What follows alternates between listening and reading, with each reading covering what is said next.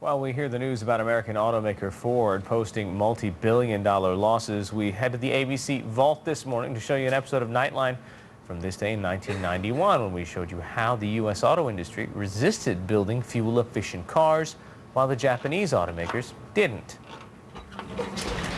If you drive an average American car that gets 27 miles to the gallon, you can make it from New York to Richmond, Virginia on one tank of gas. Now imagine driving a car that could go nearly 4 times as far on a single tank, all the way to Florida. You could if you owned this experimental car that gets 100 miles to the gallon. This better idea comes not from Detroit, but from Japan.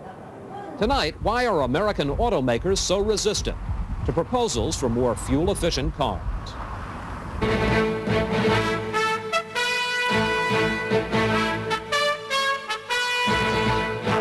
This is ABC News Nightline. Substituting for Ted Koppel and reporting from Washington, Chris Wallace.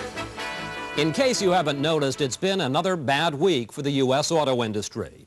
On Tuesday, Ford and General Motors announced a combined loss in the third quarter of $1.6 billion. Along with Chrysler, they appear headed for the worst financial year in Detroit history. Meanwhile, in Tokyo, Honda unveiled a new car that the company says can travel 100 miles on a gallon of gas. It's just a prototype, but Honda will be selling another car starting next month that gets 51 miles per gallon. So, despite years of reform and retooling, Detroit is still having problems keeping up with the Japanese. In the next few days, there will be another test. The Senate will consider legislation that would require car makers to meet tougher fuel efficiency standards by the end of the decade. U.S. automakers say the new standards are impossible. Japanese companies say they'll do what they have to. ABC's John McKenzie reports. When it comes to car shows, none is bigger or more popular than the Tokyo show. Another sign of just how far the Japanese auto industry has come. This year, the Japanese theme is fuel efficiency, featuring prototypes like Nissan's electric car that can be driven in the city for several hours and recharged in only 15 minutes. Mazda's hydrogen car that runs efficiently and cleanly. And Honda's experimental two-seater that the company says can travel 100 miles on 1 gallon of gasoline. The Japanese are very effective at taking a technology, developing it, and getting it on the road. The Americans develop technologies, but they don't make it to the road. They don't make it into the vehicle. At least not into something like this. It's the new Honda Civic VX. Honda is turning one of its most popular cars into its most efficient, and it goes on sale next month at a suggested price of $10,000.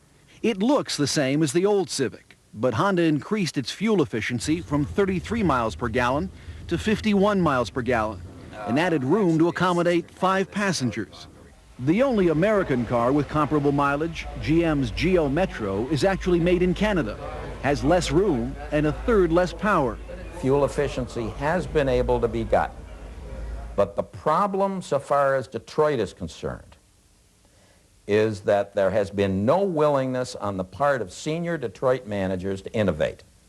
They have not been ahead of the curve. They have not been the ones to propose to the national community what the national community can choose if it wishes. Honda has done that for them. The secret to Honda's fuel efficiency is no secret at all. The company made a few basic improvements to the car's aerodynamics, made the wheels lighter and the tires narrower to reduce friction. Under the hood, it installed the lean burn engine, one that mixes more air with the gasoline so that less gas is needed. Mitsubishi is installing the engine in several of its models sold in Japan. Detroit engineers have experimented with the lean burn concept but concluded it didn't have much of a future. Indeed, while Honda's new engine meets current federal air standards, it won't satisfy the more stringent 1994 requirements. But Honda is betting it can make the necessary modifications before then. The domestic industry simply doesn't want to make the capital investment. They're content with what they have today. The Japanese want to do better. The Japanese industry is a can-do industry. The domestic industry is a can't-do industry. Well, there's a lot we should be doing better, but I don't think it's not in price and it's not in quality. It has to do with the investment and the speed with which we bring out new products. Both Ford and General Motors point to their electric vehicle prototypes as evidence they're committed to fuel efficiency. But neither is committed to a date for full-scale production. Tomorrow, American car companies and the federal government are announcing a research project to develop more powerful batteries for future cars. Improving aerodynamics and reducing weight have allowed American car companies to double fuel efficiency over the past decade, with each fleet now averaging 27.5 miles per gallon. But that's the minimum allowed under the law, a law the car companies fought bitterly.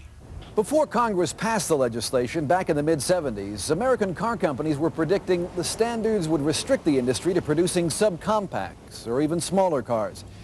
Today, with heightened energy and environmental concerns, Congress is now considering raising those standards. Detroit's reaction? A multi-million-dollar public relations campaign with the same message.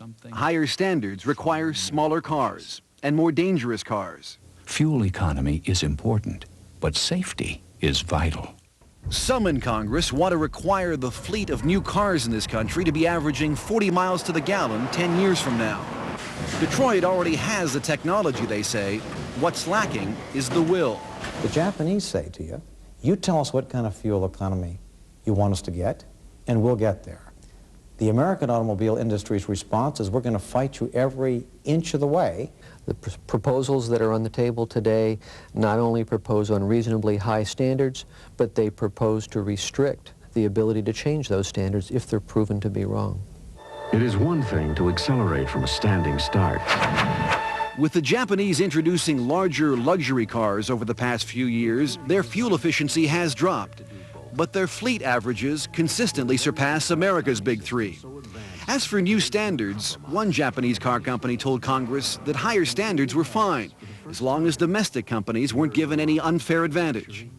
An estimated 40% of the oil we use in this country goes into our cars. Environmentalists say the single biggest step to saving oil would be to raise fuel efficiency. But with consumers more concerned with a car's performance and safety and comfort, should automakers be devoting that much more effort to fuel efficiency? And if they don't, should Congress be forcing them? This is John McKenzie for Nightline. About 10 minutes ago, I thought that 25 years, 15 years were the same thing, but obviously not. Right, 15 years ago, 91. And the morning